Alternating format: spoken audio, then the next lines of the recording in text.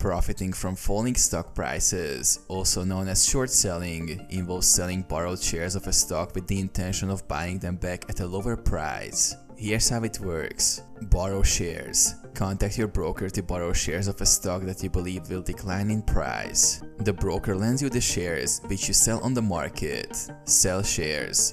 Once you've borrowed the shares, sell them on the open market at the current market price. You will receive cash for the sale, which you can use to cover any margin requirements or initial borrowing fees. Wait for price decline. Monitor the stock's price movement and wait for it to decline as you anticipated.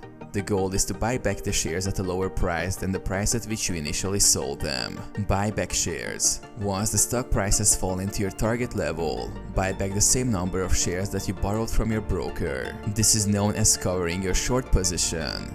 Return borrowed shares. Return the shares to your broker, typically through a process called buy to cover, where you purchase shares on the market and return them to the lender.